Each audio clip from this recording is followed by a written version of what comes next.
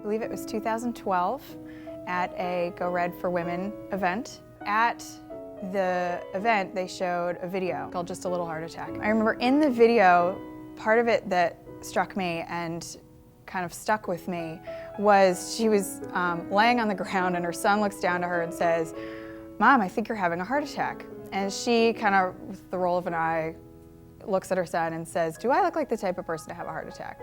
And those words just stuck with me. I don't know how else to explain it.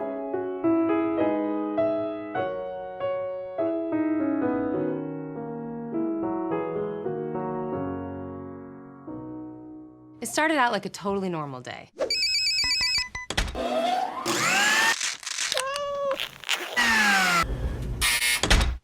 Mom! Okay, move objection deadline to the third line after survey. Oh, honey, for when you are, you always use the verb estar. What are you doing down there? Did you finish your breakfast? Ow. Whew. Don't hit your brother. Honey, you have to eat something. Here. Okay, 5 minutes to carpool. Where's my coffee? You okay, Mom? Oh, I'm fine. Sandwich orders. What do you want? Almond butter and jelly. Spaghetti. You sure you're okay? I'm fine, sweetie. I am so late. Hey, buddy, how you doing? Hey, honey. You okay? Yeah, I'm fine. You sure? Oh, yeah. Here. Acai, my favorite. See you guys later. Wear your shoes. Put your shoes back on, please. You know, go help your sister. We're going in 3 minutes. Oh my God, what am I doing? I forgot to cut off the crust. Voila. Shoes on, potty if you need it. Honey, get your sister. Okay, get her. Sure. Nobody move. I'm getting a dustpan. Oh. Mom! I think you're having a heart attack. Honey, do I look like the type of person who has a heart attack? I'm just gonna sit down. I'm totally fine. Don't forget to wear the high socks with the shin guards. Forget about the shin guards, Mom. Come on, Mrs. Underdog is not gonna wait.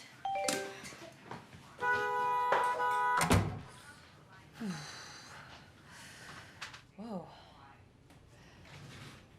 Okay. 9, 1, 1. Fast forward February 2014.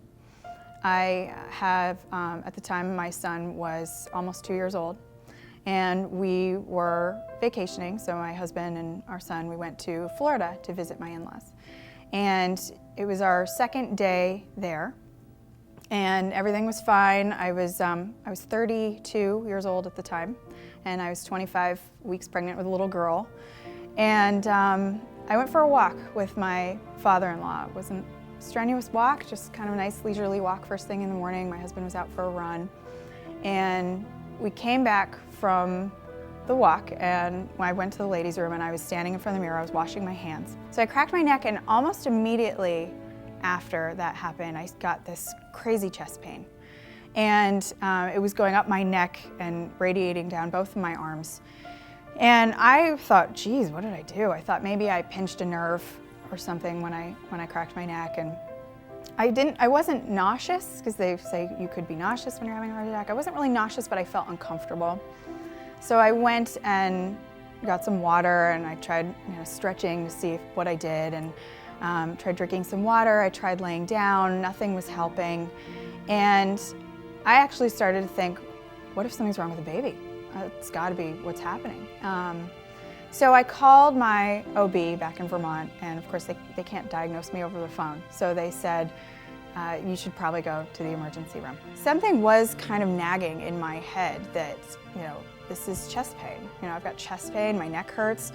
Usually they say it's your left arm, but it's both arms, so that's kind of weird. And so I thought it could be something with my heart, and I thought, well, I wouldn't be having a heart attack. And boom, immediately my mind went to the Elizabeth Banks video that I saw at the Go Red for Women event. And that line where she says, do I look like the type of person to have a heart attack, just, caught me off guard. And I was like, we need to go to the hospital.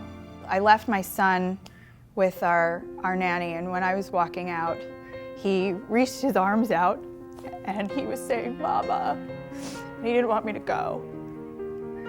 And granted, that's his response if I was going to the grocery store. He didn't really know what was happening, but that's what was in my mind. Like me, they didn't assume that a 32-year-old pregnant woman was having any heart issues. So they took blood and were doing blood work. And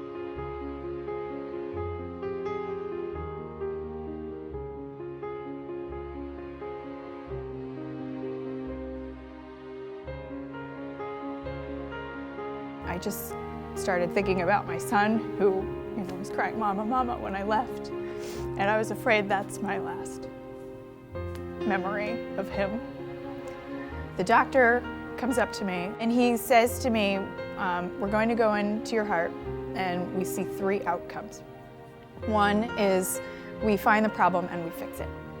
2 is we don't find anything and we have to start all over. And 3 is we find a worse problem than we're expecting and we have to pull out and talk about it." So, okay, so I'm, now at this point laying down, and because you're pregnant, there's not much they could do with you. So without any drugs or sedatives or anything, just some lidocaine on my wrist, they went in through my wrist, they went up my arm, over to my heart. They found a blood clot in one of my arteries. And so they did an angioplasty and they removed the blood clot and they pulled out. So luckily it was option 1. They found the problem and they fixed it. So the next morning, they put me under. Luckily I was knocked out this time, and they put a camera down my throat and they looked at my heart and they found that I have a small hole in my heart called a PFO. Apparently a pretty common thing to have. They released me. I still have the hole in my heart. For the rest of the pregnancy, I was on a blood thinner. I had to take blood thinners, and I'm happy to say that on May 23rd, our daughter Isabel was born with no complications. I was very, very nervous, but it all worked out really well. And I'm just so happy to be alive, and I have 2 great kids and a great husband, and I think I appreciate life more and I appreciate them more. So ultimately, I think it turned out to be what was a terrible experience turned out to be really positive.